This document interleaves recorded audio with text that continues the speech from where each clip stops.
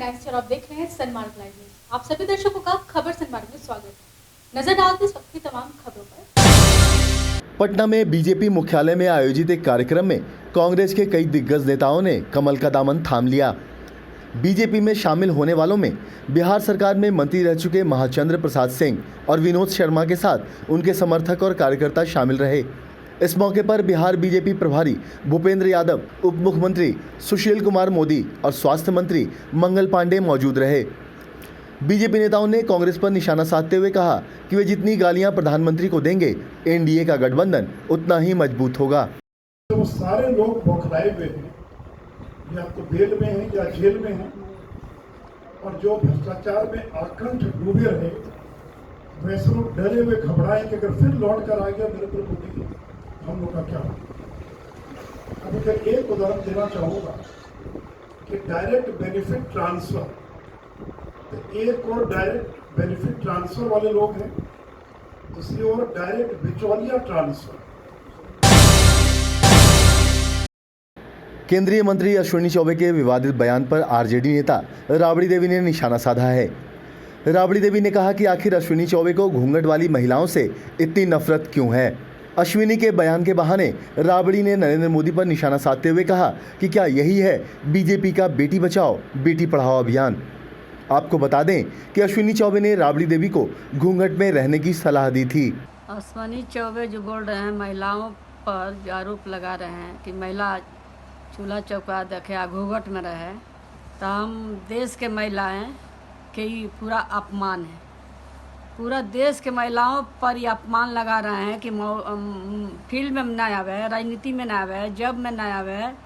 ये अश्विनी चौबे के का नाम है, बीजेपी के सांसद हैं, मंत्री रह चुके हैं। इस तरह का महिलाओं पर आरोप लगा रहे हैं।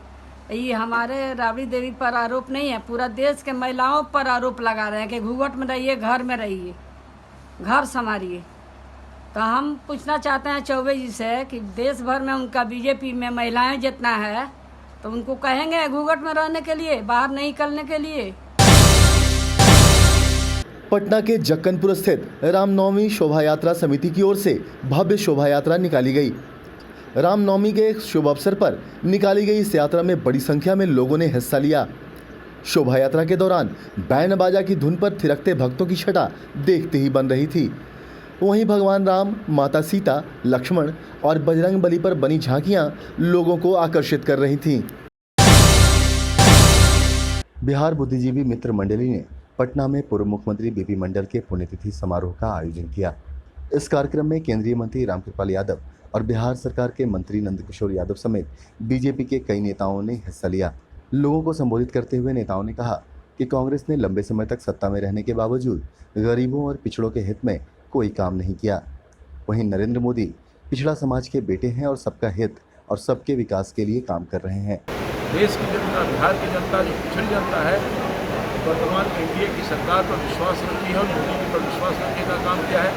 जितना ही इनके मन में दर्द और पीड़ा था, लंबे अरसों तक जो पिछड़ों के लिए संवैधानिक दर्जा का प्रावधान का मांग किया गया था, उसको क्यों नहीं पूरा करने का काम किया।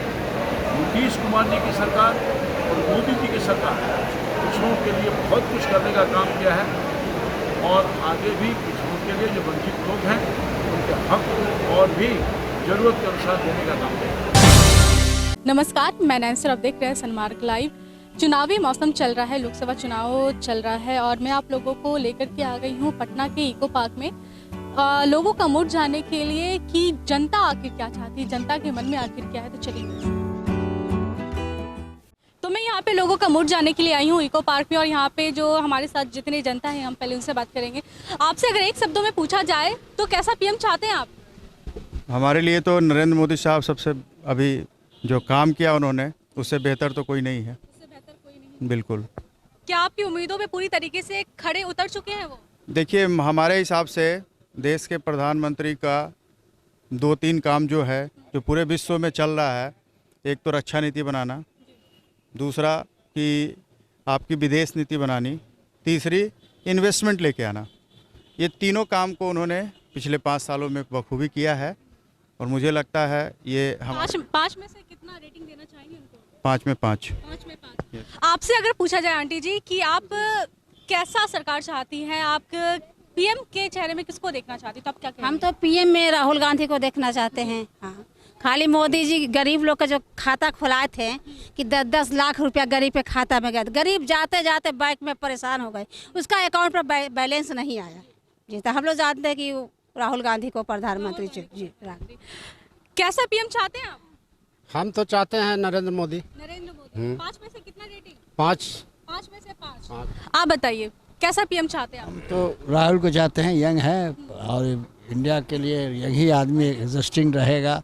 उनके एज हो चुका है, वो एज के हिसाब से वो कॉम्पिटेंट नहीं होंगे। अभी ज़रूर काम कर रहे हैं, मगर ये कि कुछ दिनों के बाद वो फेलियर समझेंगे हम उनको। 5 में से कितना देना चाहेंगे? 5 में किनको? राहुल को ही आगे? राहुल को 4 देंगे। 5 में से 4? हाँ 4 देंगे। अच्छा, नरेंद्र मोदी को 5 में से कितना देंगे फिर आप? वो तो इसलिए कि काम किया उन्होंने, इसमें 2 राय नहीं है, मगर वही 3 देंगे। 5 में 3। 5 में से 3 देंगे। अगर आपसे एक शब्दों में पूछा जाए, साफ साफ शब्दों में पूछा जाए, तो कैसा पीएम चाहते हैं आप? जी, राहुल गांधी को चाहते हैं। मतलब पर्सनली हम नरेंद्र मोदी जी को लाइक करते हैं, लेकिन मतलब पीएम चाहते हैं राहुल गांधी को। अच्छा, ऐसा क्यों? पर्सनली आप राहुल गांधी को लाइक करते हैं, लेकिन वोट पर्सनली मोदी जी को लाइक करते हैं। पर्सनली आप मोदी जी को लाइक करते हैं, लेकिन वोट डालने जाइएगा तो राहुल गांधी को डालने जाइएगा। ऐसा क्यों? ऐसा इसलिए कि वो ये दो नीति क्यों? मतलब 2 नीति इसलिए कि मैं भाजपा को नहीं देना चाहता हूँ, लेकिन लाइक करता हूँ मतलब नरेंद्र मोदी जी को पर्सनली। और बस आप भाजपा को लाइक नहीं करते, बस आप नरेंद्र मोदी को लाइक करते हैं। हाँ, इसीलिए आप नरेंद्र मोदी के चेहरों को देखकर क्या वोट नहीं दीजिए? राहुल गांधी को देंगे जी। यही 5 में से कितनी रेटिंग राहुल गांधी को? राहुल गांधी जी को 3 रेटिंग देंगे और मोदी जी को 2। अच्छा, मोदी जी को 2, राहुल गांधी जी को 3। आपकी नजर में कौन होगा पीएम? मेरे अनुसार तो पीएम राहुल गांधी को होना चाहिए, क्योंकि मोदी जी जो शासन में आए हैं, ये सब जो व्यापारी लोग हैं, ये सब के तो बहुत बढ़िया काम किए हैं, लेकिन युवा लोग को बर्बाद कर दिए हैं। पिछले 45 साल से ये बेरोजगारी बहुत ज़्यादा। क्या करते हैं?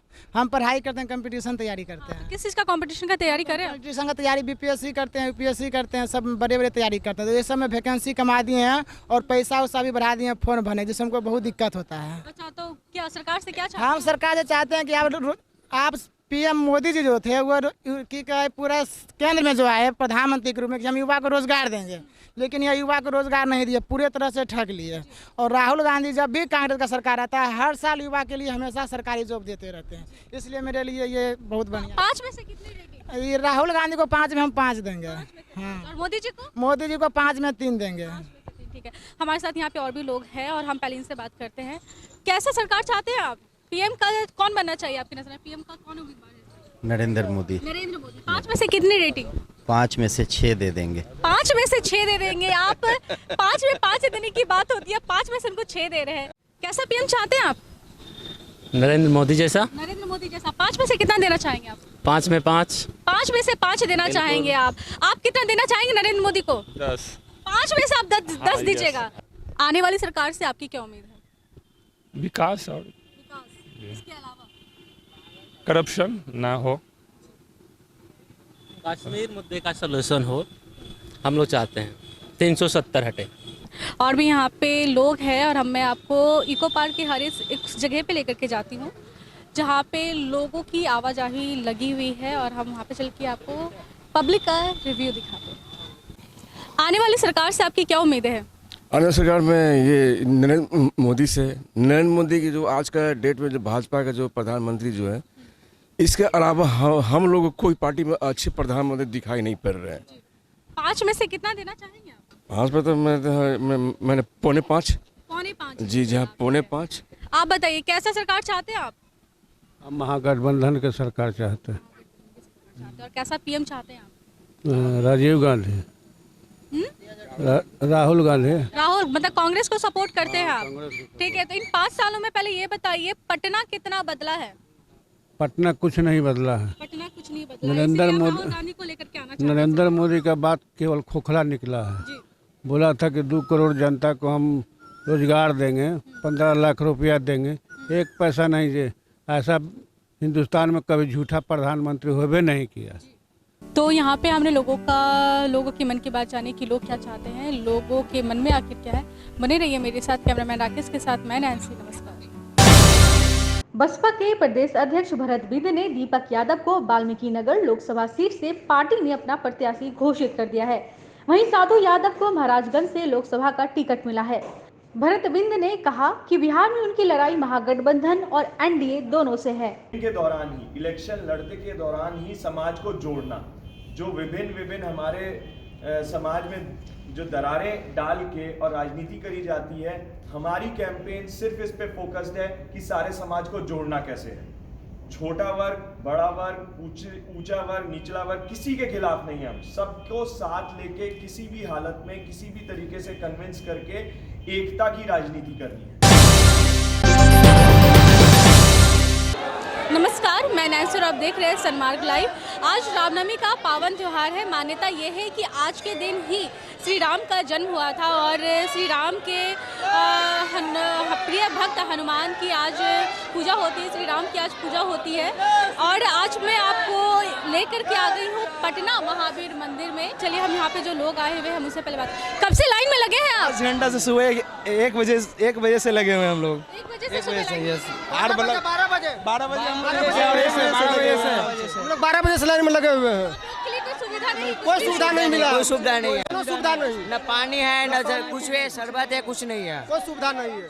तो आप देख सकते हैं कि यहाँ पे लोगों की लंबी कतार है जो कि रात से ही यहाँ पे लाइन में लगे हुए हैं। और अब मैं चलती हूँ, आपको अंदर मंदिर के दर्शन कराती हूँ, तो चलिए मेरे साथ।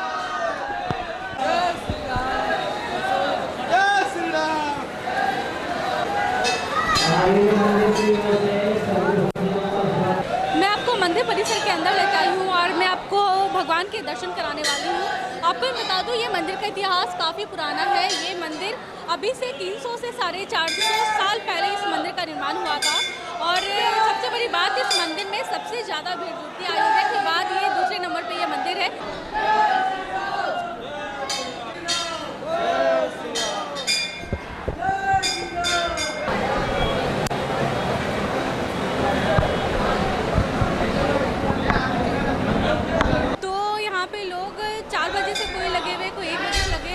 साढ़े 12 बजे से यहाँ पे लाइन में लगे हुए। आपको बता दूं कि यहाँ पे रात को 2:30 बजे एक आरती होती है। उस आरती में शामिल होने के लिए भी, वो सुबह की पहली आरती होती है, उस आरती में शामिल होने के लिए लोग दूर दूर से आते हैं। और शायद यही वजह है कि लोग रात से भी इस लाइन में लगे हुए हैं। आप कब से लगे थे? हम 12 बजे से लगे हुए। हम तो आए बस स्टैंड मीठापुर। हो गए आप? हाँ, हो गए मेरे। तो यहाँ पे लोग जो आए हुए हैं, यहाँ पे भक्त काफ़ी दूर दूर से आए हैं। यहाँ पे जो अथॉरिटी है, हम पहले इनसे भी बात करते हैं। तो मैं इस वक्त महावीर मंदिर में हूँ और मेरे साथ यहाँ पे मौजूद है किशोर कुणाल जी, जिन्होंने जो पूर्व रिटायर्ड IPS ऑफिसर है और इन्होंने इस मंदिर में एक अहम योगदान दिया है। पहले तो इस मंदिर के इतिहास के बारे में आप हमारे दर्शकों को बताइए। ऐसा है, पटना हाई कोर्ट के एक जजमेंट में लिखा हुआ है कि टाइम इमोरियल से मंदिर है। लेकिन हम लोग जानते हैं कि एक स्वामी बालानंद जी थे रामानंद संप्रदाय के। उन्होंने 1720 के आसपास बिहार में, पटना में, गया में और कुछ स्थानों पर मंदिरों की स्थापना की थी, जिनमें से यह मंदिर है। अगले साल बल्कि हम लोग 300 साल वर्ष इस मंदिर का मनाने जा रहे हैं। आज के दिन क्या कुछ खास होता है इस मंदिर में? रामनवमी हम लोगों का सबसे बड़ा त्यौहार होता है। अयोध्या में जितनी भीड़ होती है, उसके बाद देश में सबसे अधिक भीड़ इसी मंदिर में होती है। अयोध्या के बाद सबसे दूसरी भीड़ यहाँ पे। हाँ, यहाँ कितने लोग पहुँचते हैं आज के दिन यहाँ? 3 से 4 लाख के बीच में पहुँचते हैं जी। जी, आपका बहुत बहुत धन्यवाद। और नहीं, और अब एक जो हमारे यहाँ है, करीब 20,000 किलो लड्डू बिकता है, इसे हम नैवेद्यम कहते हैं। ये भी तिरुपति को छोड़ करके देश में इतने लड्डू की बिक्री कहीं नहीं होती। ये जो लड्डू यहाँ पे मिलता है नवेदम, इसकी शुरुआत कब से कैसे हुई थी? क्योंकि यहाँ के कारीगर, मैं जब भारत सरकार में था, OSD था अयोध्या पर, तो हमारे साथ नहीं, PMO में मैं था अयोध्या सेल में। एक आंध्रा काडर कहीं IAS अफसर थे, इंफॉर्मेशन सेक्रेटरी, जो कभी तिरुपति TTD के एग्जीक्यूटिव अफसर होते थे। तो उन्हीं को लेकर मैं गया था, तो वहीं से उनके माध्यम से सब लाया। नरसिंहा राव जी के समय में मुझे लगता है 92-93 से शुरू हुआ यहाँ पर। आपका बहुत धन्यवाद। तो बने ही रहिए मेरे साथ, कैमरामैन राकेश के साथ मैं नैन्सी। नमस्कार।